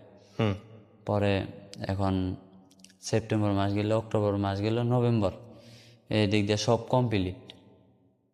পরে কমপ্লিট হয়েছে। পরে আমার একটা বন্ধু ছিল খুব ক্লোজ, পরে আমি আমার ওই বন্ধুর সাথে কথাটা শেয়ার করলাম যে দেখ আমি এরকম সমস্যায় পড়ছি, আমি তো এই সাইড দিয়ে অনেক টাকা 50-60 হাজার টাকা ঋণ করে হালাইছি, এখন এই ঋণও দিতে পারুম না, আমি এই যে কিস্তি তুলছি এই কিস্তিও দিতে পারুম না, এই ঋণও দিতে পারুম না, আমি আমার মার চিকিৎসাও চালাই পারতাছি না, এখন কী করবো কও, আমার কোনো পথ নাই, আমি এই কাজটা করছি, এখন তুমি কী কও। এখন আমি যে ইন্ডিয়া যাবো, যদি অপারেশনের টেবলে আমি মরে যাই তখন আমার ফ্যামিলি দেখবো কি। এই কথা আবার ওই ডোনারেও বলছিলাম যে যদি আমি অপারেশন টেবলে মারা যাই এটা তো রিস্ক আছে, 100-র মধ্যে 95% ভালো, 5% রিস্ক, ওরা আমার বলছে যে এলো মৃত্যুর কোনো নাই, রিস্ক নাই, তুমি নিশ্চিন্তায় দিতে পারো, মরবা না। আমি বললাম যে যদি মারা যাই তাহলে তো আমার সংসারে কেউ নাই, দেখার মতো কেউ নাই, তাহলে আমার সংসারটা কে দেখবো। ওরা বললো যে তোমার যদি কোন দুর্ঘটনা ঘটে তাইলে আমরা দেখবো এটা। আপনি পুরো জীবনটা হাতে নিয়ে নিলেন? হ্যাঁ, আমি বললাম যে আমার মা বাবার জন্য, আমার মায়ের জন্য আমি জীবনই উৎসর্গ করে দিলাম। যদি আমি মারা যাই তাহলে আমার ফ্যামিলিটা কে দেখবো, এটা রিস্ক কে নিব। এগুলো লিখিত হয়েছিল আপনার সাথে? না, লিখিত দেন। এমন হতে পারে আপনি মারা যাওয়ার পরে ওনারা পুরো লাশ গুম করে দিল? লিখিত দেয় নাই। এই কথা বলার পরে যে যে দালালটা ছিল, ওই দালালে বলছি যে ভাই আমি তো যাইতেছি, আমার ফ্যামিলির আমার গোষ্ঠীর কেউই জানে না যে আপনাদের সাথে ইন্ডিয়া আমি যাবো, যদি আমি অপারেশন টেবলে মারা যাই তাহলে আমার রিস্ক নিব কে। ঠিক আছে, তাইলে আমি আমার পাইব কেমনি। পরে আমি বললাম তাইলে ওই যে ডোনার হ্যার পাসপোর্টটা দেন, আর হইলো ওই যে ডোনারের ওয়াইফ তার পাসপোর্টের ফটোকপিটা আমার দেন, অন্তত আমি সাক্ষী হিসাবে আমার ফ্রেন্ডের কাছে রাইগা যাই, যাতে আমার কিছু হইলে হ্যাঁ ধরলে পাওয়া যায়। বললো ঠিক আছে সমস্যা নাই, আমি এডি নিয়ে দিম ব্যবস্থা করতেছি। পরে একদিন বাসায় আয় না কয়, তুমি আমার বিশ্বাস করো না, তুমি এগুলা চাও, আমরা সরকারি চাকরি করি, এখন তুমি যদি হইলো ভবিষ্যতে আমাদের এইগুলা নিয়ে আমাদের বিরুদ্ধে কিছু করো, তাহলে তো আমরা ফাইসা যাবো, তোমার এগুলা দিয়া লাগবো না, আমরা এটা দেখব, তোমরা ওইরকম করো না, ওইরকম আমার অবিশ্বাস করো না। পরে দেখলাম যে না, ওই যে ভাইয়াটা কিডনি নিব, হ্যাঁ 5 ওয়াক্ত নামাজ পড়ে, বললাম যে ঠিক আছে আপনাকে আমি বিশ্বাস করলাম, এখন বাঁচলেও সই, আমি মারা গেলেও সই। কিন্তু মারা গেলে আপনাদের কাছে আমার একটা দাবি থাকবো, আমার ফ্যামিলিটা জানি না বাইসা যায়। আর হইলো আমি এই টাকাটা নিয়ে তো আর খামো না, এই টাকাটা নিয়ে আমি যে বাড়িটা বিক্রি করছিলাম ওই বাড়িটা ফেরত নিব, যদি আমি মারা যাই তাহলে আপনারা ওই বাড়িটা ফেরত নিয়ে দিবেন। পরে যাওয়ার 1 সপ্তাহ আগে বললাম তাইলে আমি যে বাড়িটা নিছি, নেওয়ার পরে আপনারা ওই বাড়িটা নিমো আমি, তাহলে আমার 50,000 টাকা দেন, আমি বাইনা করে থিয়ে যাই। পরে হ্যাঁ কাছে 50,000 টাকা, আমি 50,000 টাকা দেয় না, প্রথম আমার 20,000 টাকা দেয়, পরে 20,000 টাকা দিয়ে আর হইলো আমি গুছাই মুছাই 50,000 টাকা বাইনা করে থিয়ে যাই। ওই বাইনা করার পরে আমি যাই 16 তারিখ ইন্ডিয়া। আমার বলে দিল 1 মাসের মধ্যে অপারেশন হয়ে যাব, 1 মাসের মধ্যে অপারেশন হয়ে যাব। অপারেশন হওয়ার পরে তুমি আইসা পাবো। এদিক দিয়ে আমি যে অফিসে চাকরি করি অফিসে স্যারের কাছে মিছা কথা বলছি যে যদি চাকরি জায়গা তাহলে আমি চাকরি পাবো। আমি স্যাম্পলে চাকরি নিছি, ওই স্যাম্পলে বেতন হইলো 16,000 টাকা বেতন ধরছে, 16,500 টাকা বেতন ধরছিল। পরে বলতেছে যদি এই চাকরিটা জায়গা তাহলে তো যদি আমি আপনার কিডনিটা দিয়ে যদি এই চাকরিটা না পাই তাহলে তো আমি আর কাজ করা পারুম না, কষ্টের কাজ বাড়ি কাজ করা পারুম না। পরে আমি কিভাবে চলবো? পরে বলতেছে যে ঠিক আছে তোমার বেশি সময় লাগামো না, তুমি আমাদের দেও, উপকার করো। পরে আমার ফ্রেন্ড কইতেছে তোমার আমি 50,000 টাকা দেই, আমি যে তোমার 50,000 টাকা দিম তাও তুমি যাইও না, কিডনি দেওয়া লাগবে। আমি বললাম দেখো একজনরে আশা দিছি, সে বাঁচবো, নতুন করে আশা স্বপ্ন দেখছে যে আমি কিডনি দিলে সুস্থ হম। এখন হ্যাঁ আমার পিছনে প্রায় 1 লাখ টাকা খরচ করছে, আর হ্যাঁ ও স্বপ্ন দেখছে যে আমি সুস্থ হম, পাইছি কিডনিটা দিব আমারে। এখন আমি যদি হ্যাঁ না দেই না যাই তাহলে হ্যাঁ কষ্ট পাইব অনেক, আর হ্যাঁ এতগুলা টাকা নষ্ট হইব।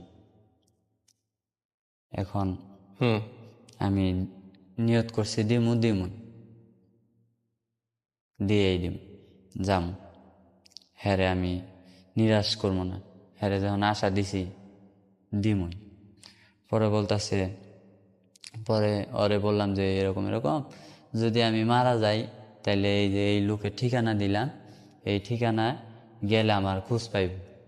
যদি আমি অপারেশন টেবলে মারা যাই, আমি যে ইন্ডিয়ায় যাবো, আমার তো ফ্যামিলি গোষ্ঠীর কেউই জানে না, তোমারে বইলা গেলাম আর হ্যাঁ বাড়ির ঠিকানা দিয়ে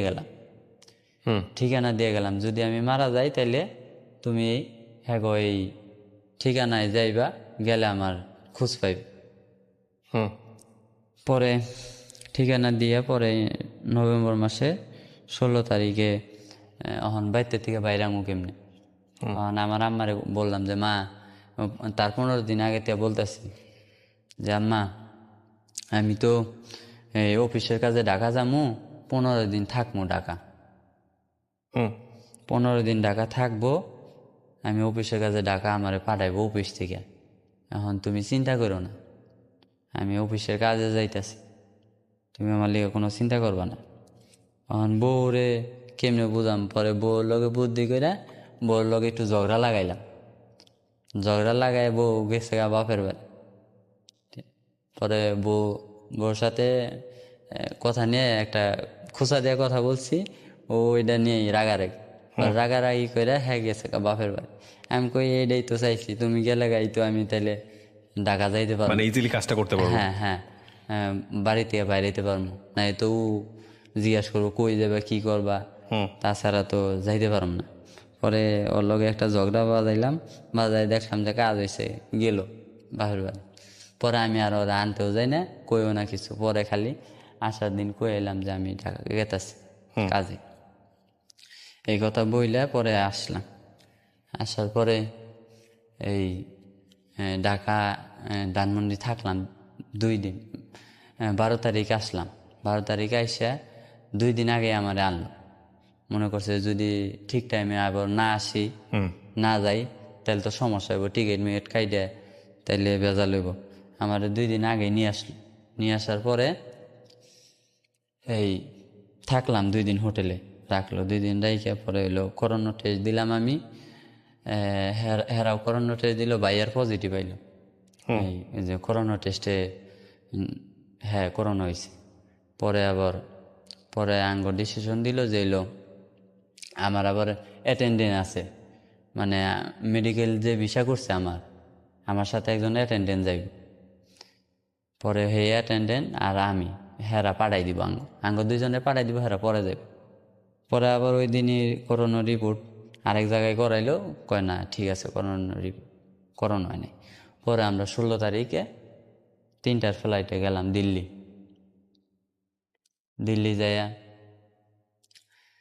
গেলাম। দিল্লি যাওয়ার পরে ওই দালালের সাথে দেখালো, দালাল আমাদের আয়া গাড়ি দিয়ে নিয়ে গেল এয়ারপোর্ট থেকে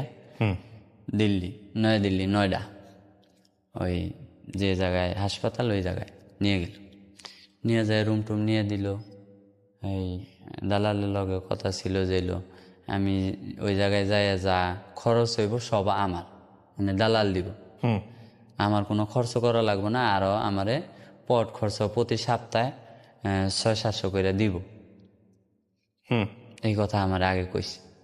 পরে যাওয়ার পরে রুম টুম নিয়ে দিল। পরে নিয়ে দেওয়ার পরে হ্যাগোর সাথেই রইলাম, রইয়া থাকলাম। থাইকা পরে হইলো এই 17 তারিখ গেলাম হাসপাতালে, যায় সব পরীক্ষা করলাম। পরীক্ষা কইরা 18-19 তারিখ পরে 2 দিন পরে আরো পরীক্ষা দিল, মানে 15-16 দিন খালি পরীক্ষাই করলাম। পরীক্ষা কইরা পরে হইল এই বোর্ড মিটিং না হইলে অপারেশন হইব না। বোর্ড মিটিং ছাড়া কিডনি ট্রান্সফার করা যাবে না ওই দেশের অনুমতি ছাড়া। পরে বোর্ড মিটিং আইজ হইব, কাইল হইব, এই সপ্তাহে এরকম কইরা, মানে 1 মাসের কথা কয়ে নিচে 1.5 মাস অলরেডি পার হয়ে গেছে। পরে আমরা গেলাম হইলো ঘুরতে যাইব। পরে আপা বলতেছে ইন্ডিয়া যখন আইলাম তাহলে তাজমহল দেখা যায়, আর আমু না আমু ঠিক নেই, বেড়াই যাই। পরে তাজমহল গেলাম, পরে কুতুব মিনার গেলাম, পরে লালকেল্লা গেলাম, এগুলো সব ঘুরে দেখাইলাম। পরে আমাদের আসলাম, আইসা পরে আমাদের খালি ঘুরাই, এই সপ্তাহে এইদিকে আমি বাইতে কয়ে গেছি 15 দিনের লিগে, এনে 1 মাস তো মায় আরো পাগল হয়ে গেছে, অবস্থা খারাপ। হেরে মানায় হারি না, সবাই রে খালি মিছা কথা কই যে আমি ঢাকায় আছি। যে আমি যে ফোনে সিমে কথা কই, তখন আমার বউ কথা কইতে বউ দইরা হালাইছে ইন্ডিয়া। হ্যাঁ, তুমি তো ঢাকা নাই, আর এটা তো ঢাকার নাম্বার না। আচ্ছা, তুমি কই গেছো, কই আছো আমারে কও। আমি কই তোমারে কইলে তো আইবার দিবা না, আর আব্বা আম্মারে কইলেও আইবার দিবা না, তাই আমি কেউ রে কই নাই। আমি ইন্ডিয়া একটা কাজে আইছি, গার্মেন্টসের কাজে আইছি, ইন্ডিয়া গার্মেন্টসের কাজে আইছি, তোমরা চিন্তা করো না। পরে এরকম করে 2 মাস ও আইজ হইব অপারেশন, কাইল হইব অপারেশন। এদিক দিয়ে আমার টেহা আমি যে বাড়ির বাইনা করে থুয়ে গেছি, জমির বাইনা করে থুয়ে গেছি, ওই জমির টেহা মায়ের যাইব, না দিলে মায়ের টেহা 50,000।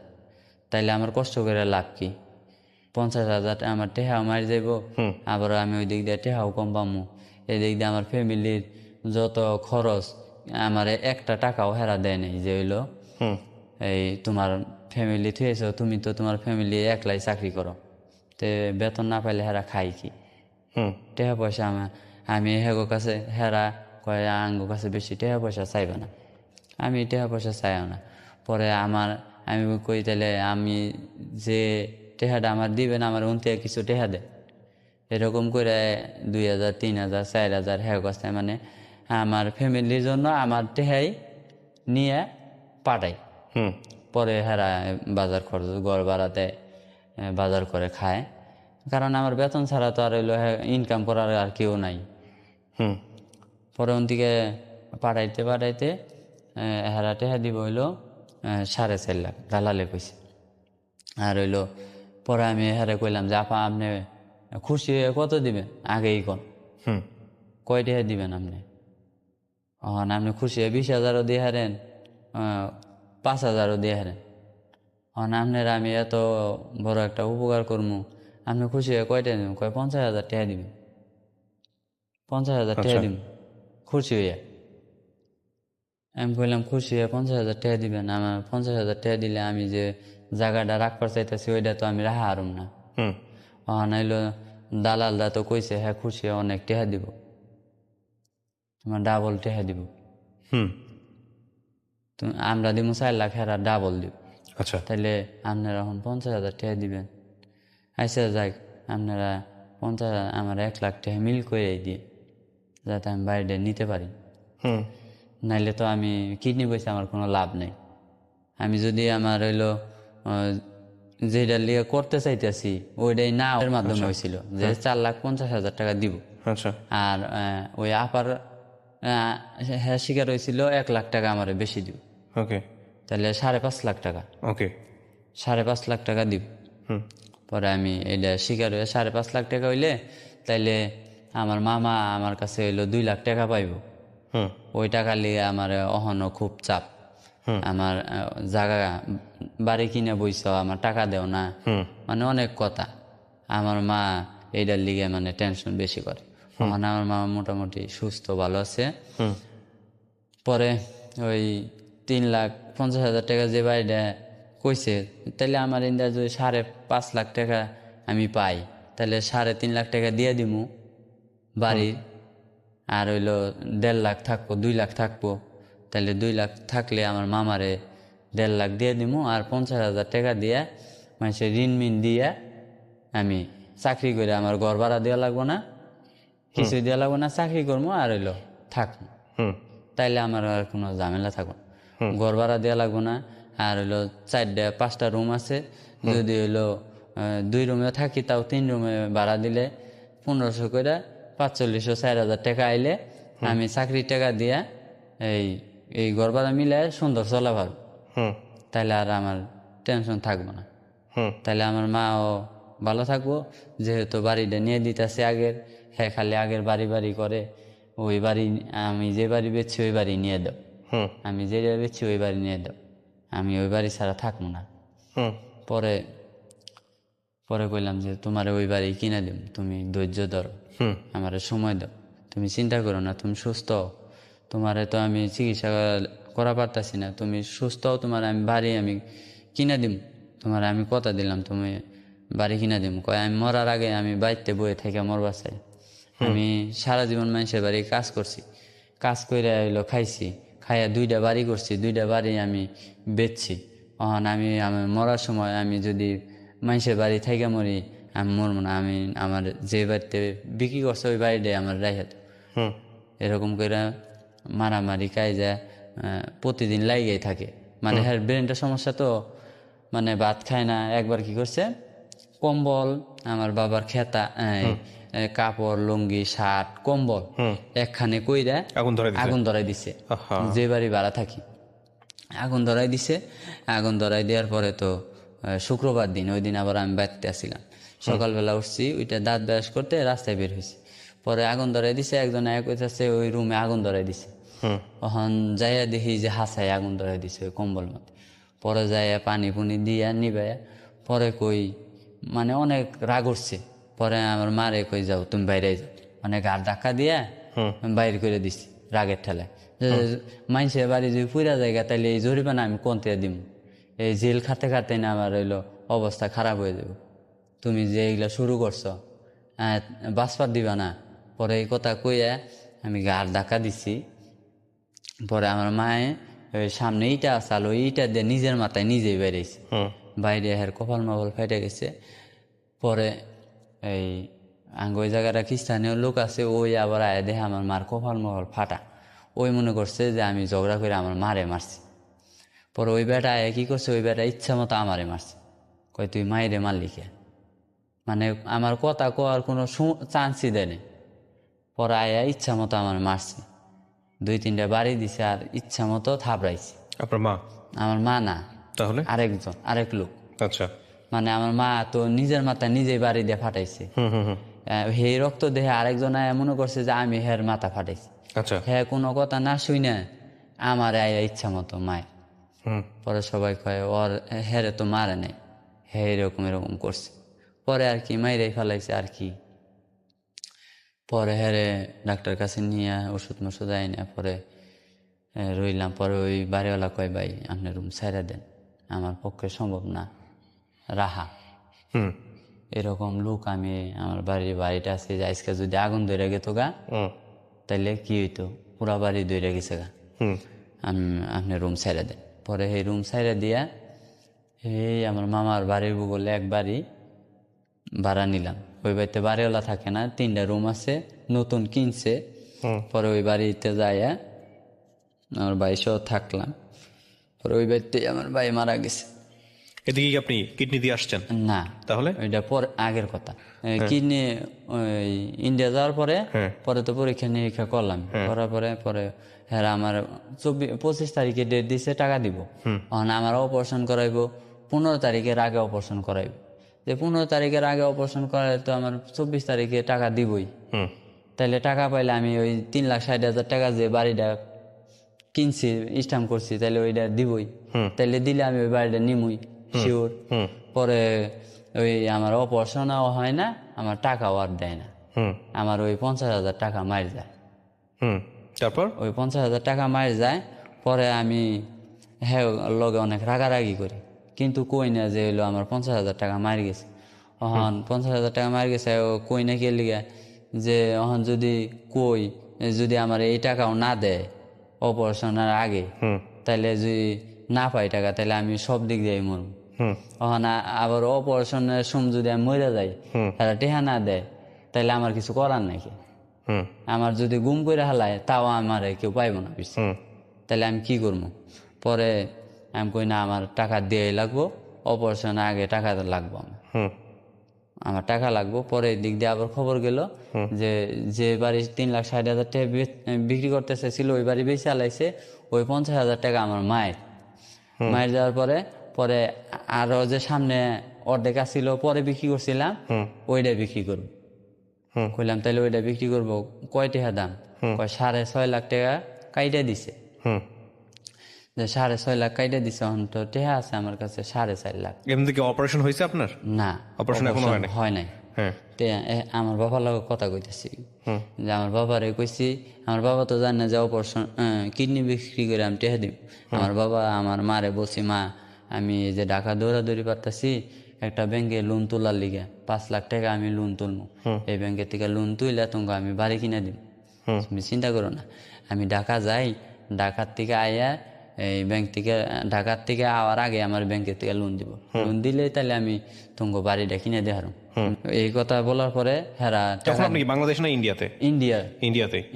হ্যাঁ। তো ইন্ডিয়াতে গেছেন কয়দিনের জন্য আপনি? ইন্ডিয়ায় গেছি, হেরা বলছিল 1 মাস 10 দিন। আচ্ছা, 1 মাস 10 দিনের কথা কই প্রায় 3 মাস লাগছে আমার। আচ্ছা, তারপর পরে হইলো হেরা টাকা পয়সা দেয় না, পরে অপারেশন হইলো 4 তারিখ অপারেশন।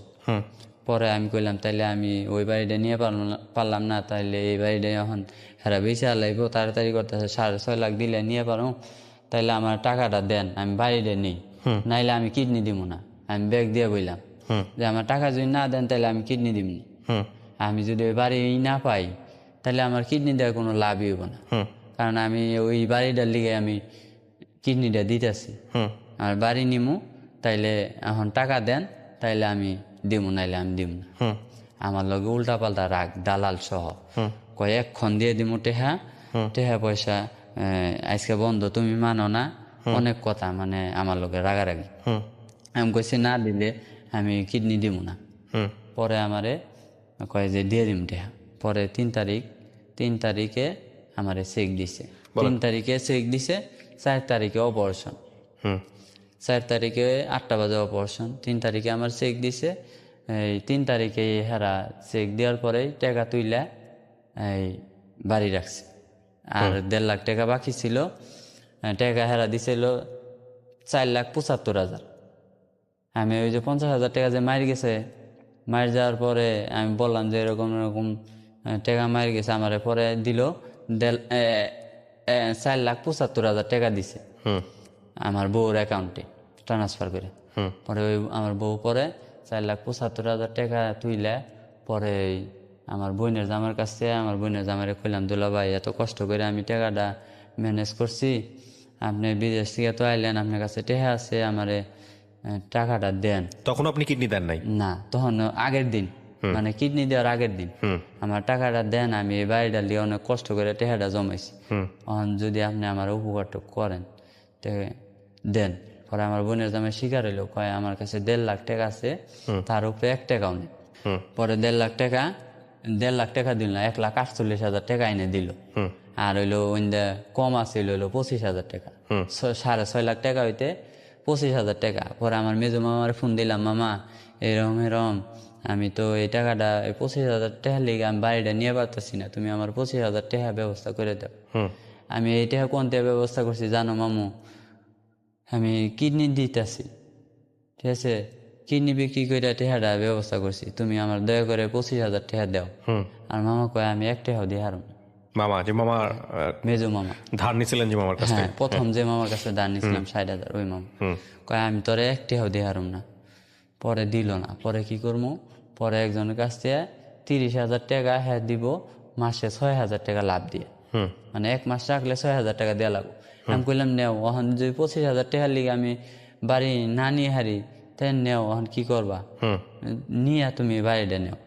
পরে 30,000 টাকা নেয়, নিয়ে 5,000 টাকা ওই যে লোকজন দেওয়া লাগে জমি নিলে, পরে 30,000 টাকা নিয়ে ওইটা বাড়িটা নেয়। বাড়িটা নেওয়ার পরে পরে আমার অপারেশন করে। অপারেশনের টেবিলে আপনি যান? অপারেশন আপনার ফ্যামিলির কেউ জানতো না? না। যখন অপারেশন টেবিলে যাচ্ছেন তখন ওই মুহূর্তে অনুভূতি কি ছিল যদি মারা যান? তখন হইলো অনুভূতি, মারা গেলে গেলাম। যাক, বাড়িতে হয়েছে। হ্যাঁ, বাড়ি হয়েছে, ওরা শোকে থাকবো, মানে বাবা মা থাকবো শোক। What a story, what a story, what a story. এই ছেলেটা ফেস দেখাতে চায় নাই, যদিও ফেস দেখাতো তাহলে ভিডিও আকারে এটা আমি সোশ্যাল মিডিয়াতে নিয়ে আসতাম। তারপর কি হলো?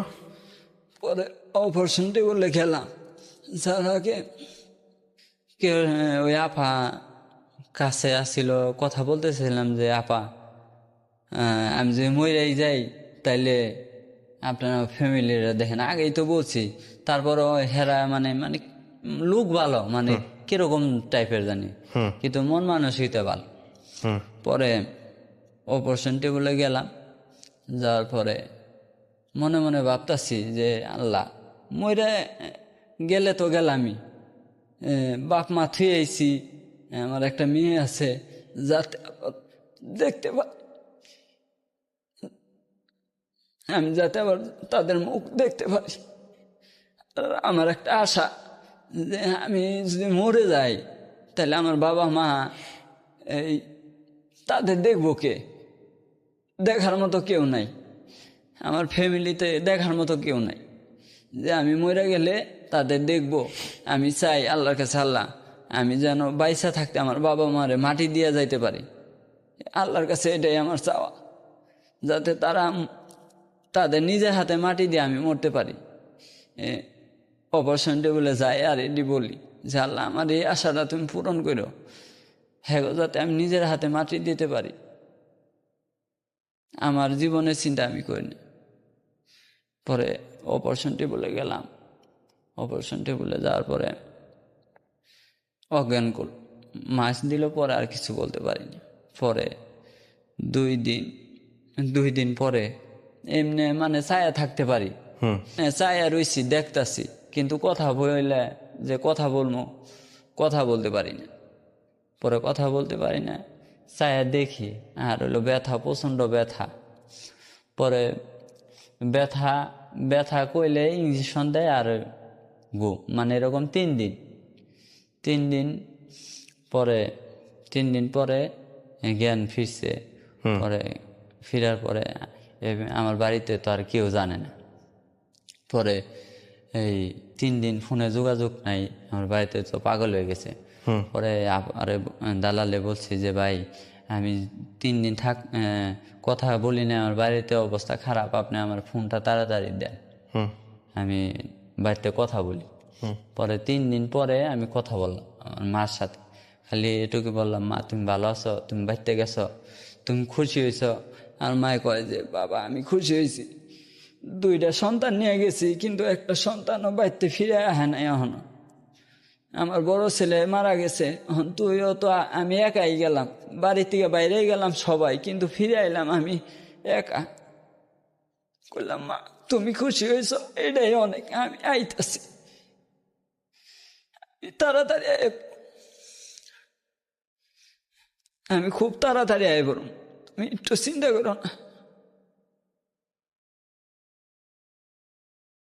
আপনার এই গল্পটা আপনার মা জানে যে আপনি কিডনি দিয়েছেন আপনার মাকে সুস্থ করার জন্য, বাড়িটা কিনে দিয়ে মাকে স্বাভাবিক করার জন্য?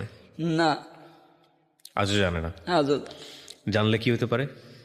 জানলে অনেক, মানে এমনি তো মাথায় ডিপিট আছে। শুধুমাত্র এই একটা কারণে আমি এই গল্পটার ওর ফেস দেখাইনি এবং এই গল্পটাকে আমি সোশ্যাল মিডিয়াতে আনিনি। সোশ্যাল মিডিয়া বলতে যেভাবে আনি আর কি, ভিডিও আকারে, শুধুমাত্র ওর মায়ের কারণে। নিঃসন্দেহে অসাধারণ সন্তানও, কিন্তু আমরা ইন্সপায়ার করি না কাউকে নিজের শরীরের ক্ষতি করে এরকম কাজ করার জন্য, ডেফিনেটলি নট। এটা বাংলাদেশ সরকারের নিয়ম অনুযায়ী আইন পরিপন্থী। কিন্তু ওর ভেতরের যে প্রেম, ওর ভেতরের যে ভালোবাসা ওর পরিবারের জন্য, ওর মায়ের জন্যে, ওর ভাই বোনের জন্যে, সেটা নিঃসন্দেহে প্রশংসার। আমাদের সমাজে এমনও ছেলে আছে, আমাদের সমাজে এরকম মানুষ আছে যারা তার মার মুখে হাসি ফোটানোর জন্যে এত কিছু করতে পারেন। আপনার বাবা আজও বলেছে কি যে তার এই ধার দেনা কেন হয়েছিল? আজও বলেন। বাবাকে কখনো জোর করেন নাই যে বাবারে যদি জোর কইলে একটা কথা বলি 3 দিন 4 দিন না খায় থাকে, তার জন্য বলি না, থাকা কইলেই ফালাইছে, বইলে কি হইব, কারণ বাবা তো ফালাই তো আর দিতে পারি না। পৃথিবীতে একটা জিনিসের কোনো হিসাব হয় না, বাবা এবং মায়ের। মা যাই কিছু করুক না কেন মা, বাবা যাই কিছু করুক না কেন বাবা। এবং আপনি যদি ধর্ম মানেন তাহলে শত অপরাধ শত ভুল কিছু করার পরেও মার ব্যাপারে নরম হতে বলেছে আমাদের ধর্ম, সবসময় বলেছে। আপনি অনেক সৌভাগ্যবান একটা সন্তান। আপনি আপনার শরীর দিয়ে চেষ্টা করেছেন আপনার পরিবারকে হ্যাপি করার জন্য, এটাই তো সবচেয়ে বড় খবর। কিন্তু যদিও আমরা এই পন্থাটাকে সাপোর্ট করি না। এখন কিভাবে চলে? আপনার শরীরের মধ্যে খারাপ লাগে? ঠিক আছে এখন চলি, মানে ডিউটি করি, মেশিন চালাই না এই সাইড দিয়ে, মানে বেশি। আপনার কোন পাশে কিডনি নিয়েছে? এই সাইড, বাম পাশেরটা নিয়েছে? এই সাইড। ওকে, এই সাইডে যে সময় যে লোকটা নিয়েছে ওই লোক ভালো আছে?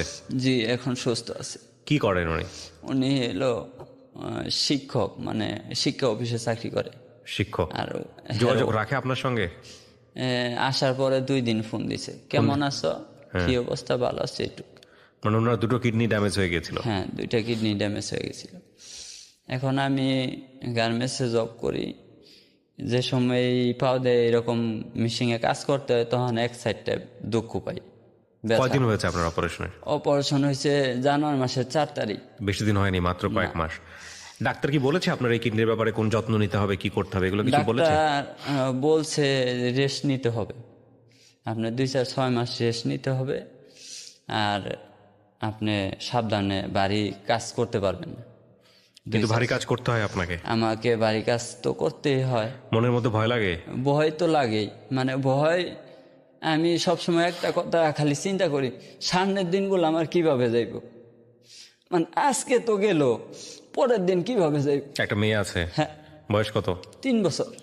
আল্লাহ চালাবে, ভয় পাওয়ার কিছু নাই। হ্যাঁ, একটা কিডনি নিয়ে মানুষ দুই দশক কি বলে আপনার 20 বছর, 30 বছর, 40 বছর পুরো জীবনই বেঁচে থাকে, বেঁচে থাকে, কারো একটা কিডনি নিয়ে দুনিয়াতে আসে। দুনিয়াতে আসে। টেনশনের কোনো কারণ নাই। প্রথম কথা হচ্ছে সবকিছু আল্লাহর উপরে তাওয়াক্কাল তু আলাল্লাহ, এবং কোনো টেনশন করবেন না। আপনি আপনার পরিবারকে বাঁচানোর জন্য আপনার যা করা উচিত আপনি সেটা করছেন, যদিও এটা ইসলাম সাপোর্ট করে না এই ধরনের কাজ, কিন্তু আপনি মন প্রাণ দিয়ে আপনি দোয়া করবেন, আল্লাহর কাছে চাইবেন যে আল্লাহ তুমি আমার বাবা মা, আমার যারা পরিবার আছে তাদেরকে তুমি ভালো রাখো। একটা সুসন্তান আসলে সেই যে তার পরিবারের জন্য দায়িত্ব পালন করে, এবং এই ছেলেটা উপায়ন্তর না পেয়ে নিজের কিডনি বিক্রি করে নিজের মায়ের মুখে হাসি ফোটাতে চেয়েছে। কতটা বাধ্য ছিল সেটা আপনারা পুরো গল্পটা শুনলে পারবেন। আমরা আবারও বলছি, এই ধরনের গল্পকে আমরা ইন্সপায়ার করি না, তবে আজকের এই গল্পটা প্রচার করার পেছনের অন্যতম উদ্দেশ্য হচ্ছে যে আমরা অনেকে দুঃখ দুর্দশায় থেকে অনেকেই হতাশ হয়ে যায়, সুইসাইডের পথ বেছে নেই, অনেক বড় ধরনের ভুল করে ফেলি, জীবন নিয়ে অনেক হতাশ হয়ে নিজেদের ভাগ্যকে ব্লেম করি। তারা আজকে এই ছেলেটার গল্পটা শুনে নেবেন, আরও অনেকবার শুনবেন, নিজেরা অনেক ভালো আছেন অন্তত এতটুকু মনে হবে এই গল্পটি শোনার পর। আমি আপনাকে ধন্যবাদ দিই যে আপনি আজকে এখানে এসেছিলেন। আপনার গল্পটি যদি আমি সোশ্যাল মিডিয়াতে নিয়ে আসতাম তাহলে এটা ঝড় তুলত, কিন্তু আমি চাইনি, কারণ একটাই, আপনার মা যাতে কোনোভাবেই কষ্ট না পান। কষ্ট। আমি আপনার জন্য দোয়া করি, নিশ্চয়ই আপনি ভালো থাকবেন, এবং এই অনুষ্ঠান যারা শুনবে লক্ষ লক্ষ মানুষ, তারাও আপনার জন্য অন্তর থেকে দোয়া করবে। রনি মিয়া ভালো থাকুক প্রিয় দর্শক এবং শ্রোতা, সেই আশাবাদ ব্যক্ত করে আজকের মতো শেষ করছি। কিছু কি বলার আছে শেষে আপনার দর্শকদের জন্য, শ্রোতাদের জন্য? কিছু বলবো যে এখনকার সমাজে বাবা মা মানুষের বিদ্যা হলে অনেক ছেলেরা দেখে না, তাদের বৃদ্ধাশ্রমে বিভিন্ন মিডিয়ায় দেখা যায় বৃদ্ধাশ্রমে রাইখে আসে, রাস্তাঘাটে ফালায় দেয়। আমি এটাই বলবো যে তাদের বাবা মা যেন বৃদ্ধাশ্রমে কেউ না পাঠায়, এবং বাবা